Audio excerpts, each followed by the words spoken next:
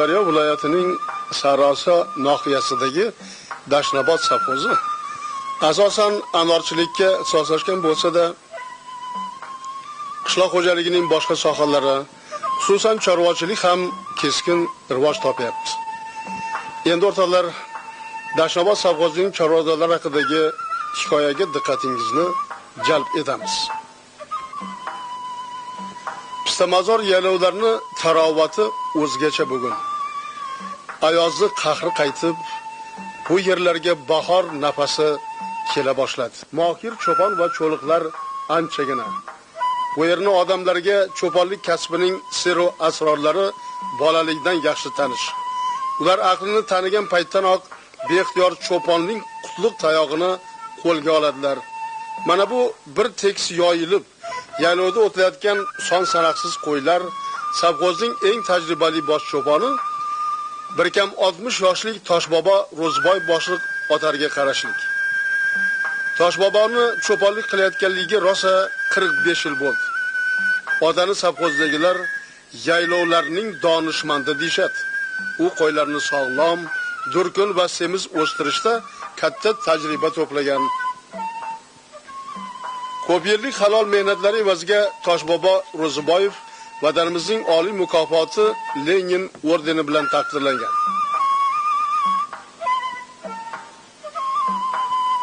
Toshboboning ikki farzandi Sadriddin va Sharofiddinlar ham ota izidan borib, cho'ponlikni muborak tayog'ini qo'lga olishdi. Ota bolalar bosh bo'lgan otarda jami 503 ta bosh qo'y mavjud bo'lib, shundan 392 tasi sovliqlardan iborat.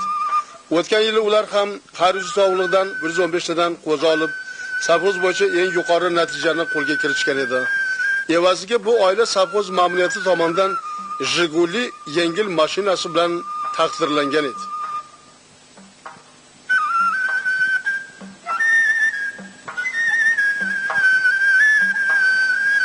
Molning ko'rki moy. Semiz qo'yni oyog'i 8, bolasi egiz deydi xalqimiz. Pistamazor yaylovlarida dastlabki qo'zi tug'ildi. Cho'ponlarning quvonchlari ichiga sig'maydi. Hadimay yoppasiga to'l olish kampaniyasi boshlanadi. Otardagi qo'ylar qishloqdan to'q, semiz, shu bilan birlikda betalofat olib chiqilyapti. Bu yil otar cho'ponlari xarizboz sovliqdan 120 tadan qo'zi olish niyatida fidokorlik ko'rsatib ishlayaptilar. Sovxozda hammasi bo'lib 4358 bosh qo'y bor. Ular asosan go'sht uchun boqilyapti. O'tgan yili Dashnobodliklar plandagi 74 tonna o'rniga 87 tonna qo'y go'shti yetishtirib, shundan 58 tonnasini davlatga sotishgan edi. 1920 o'rniga 2220 bosh qo'zi olingan edi. Xo'jalik cho'pon cho'liqlari bu yil yanada yuksak marralarni ko'zlab astoydil ishlayaptilar.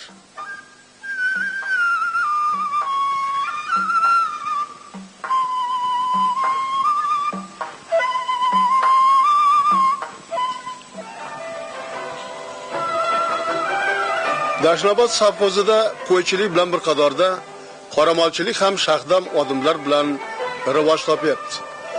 Ma'lumki, chorvachilikni taraqqiy ettirishning bosh omili ozuqa bazasini mustahkamlashdan iboratdir. Shuning uchun ham sovxoz chorvadorlari eng avvalo yem-qachak tayyorlashni namunali yo'lga qo'yganlar. Xo'jalikning sut tovar fermasida ozuqa sexi mavjud bo'lib, unda nafaqat yem-qachakni maydalash yoki aralashtirish, balki yemishlarning to'yimliligi oshirilib, undan keyin mollarga yediriladi. Ozuqa sexi zamonaviy tipda qurilgan bo'lib, bu yerda qoramollar uchun to'yimli ozuqa tayyorlash yaxshi yo'lga qo'yilgan. Maxsus mexanizmlar yordamida beda, siyli, senash, lavlagi kabi ozuqalar maydalanib, aralashtirilib, undan keyin mollarga beriladi. Natijada ozuqa isrof bo'lmaydi, nishqurtga ham chiqmaydi. Eng muhimi, qoramollarni mahsuldorligi sezilarli darajada oshib boryapti. Ozuqa sexida har 2 soatda 3 tonnadan to'yimliligi oshirilgan ozuqa tayyorlanadi. Ozuqa sexining quvvatidan to'liq foydalanish esa mavjud yem-qachaklardan tejab tergab foydalanish imkonini bermoqda.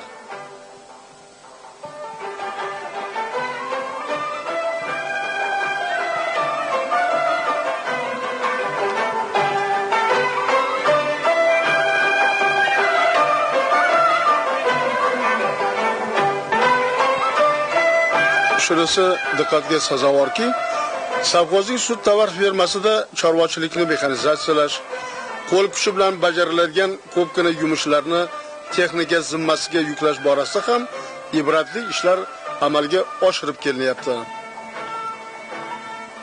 Fermada 148 bosh sog'in sigir bo'lib, ular 9 nafar sog'uvchiga biriktirib qo'yilgan.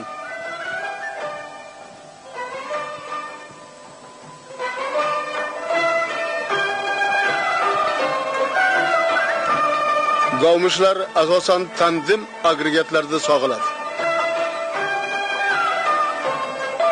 O'tgan yili ferma kollektivi 376 tonna o'rniga jami 410 tonna sut ishlab chiqarib, shundan 384 tonnasini davlatga sotdi.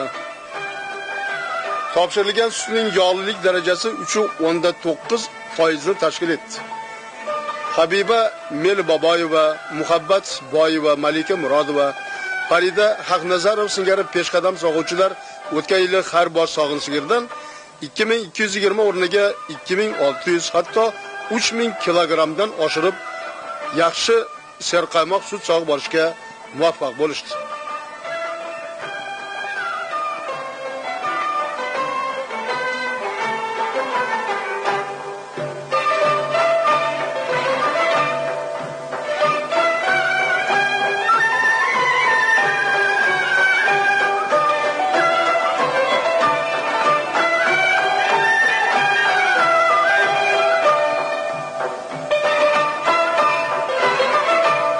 Ramazon aka, mana shularning savxozingizda yaqin yillar ichida shu chorvachilik juda qoloq soha edi. Shu ko'plab zarar keltirdilar shu sohalar. Mana 87-yildan boshlab esa chorvachilik rentabel sohaga aylandi. Buni qanday izohlash mumkin? Buning uchun avvalo chorvachilik zoti yaxshilandi. Mahsuldorligi oshdi. Arzon yaxshi oziqa yetishtirildi. Serqillari vitamin oziqa yetishtirildi. Mollarda yashash sharoiti yaxshilandi. Veterinariya zootexnika ishlari, mexanizatsiya ishlari yo'lga qo'yildi. Shuning natijasiga haqiqatan chorvachilikka yuqori ko'rsatkichlarga erishdik. Biz davlat oldida doim planlarimizni ortig'i bilan bajarib kelmoqdamiz. Mana qaramoqchilikda oldingi vaqtlarga juda kam miqdorda sut sog'ib olinardi bir sigirdan. Hozir kamiga 50% yuqori ko'rsatkichlarga erishdik. Buning uchun arzon yaxshi lavlagi yetishtirildi, yaxshi silos yetishtirildi. Serdaromad yerlarga hammasiga shu chorvachilik uchun yetarli oziqa yetishtirilib berilmoqda. Shuning natijasiga bizni sut sog'ish sigirlarimiz, sut sog'onlarimiz yuqori ko'rsatkichga erishib 2,5 ming litrdan 3 ming litrdan sut sog'ib olgan mana Melboboy va Habiba Robiya Melboboyeva mehnat qilmoqda. Bundan tashqari bizning savxozimizga qo'ychilik juda katta o'rinni egallaydi. Qo'ydan biz sher daromad tarmoq olamiz, mazali sifatli go'sht olamiz.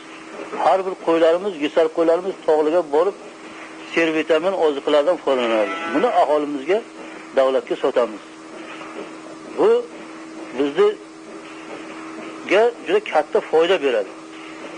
Cho'ponlarimiz juda yaxshi mehnat qilishadi. Shu yuqori eng uzoq kitob mas'uliga bo'lgan To'palang daryoning ustiga shu kitob mas'ullarga qo'yda haydab borib boqishadi tog'larga. Shunga haqiqatan mehnat qilishadi. Mehnati evaziga biz ularga ko'zi mukofot beramiz. Ro'zboy Toshbobo eng ilg'or keksa cho'ponlarimizdan 117 dan qo'zi oldi. Shu 117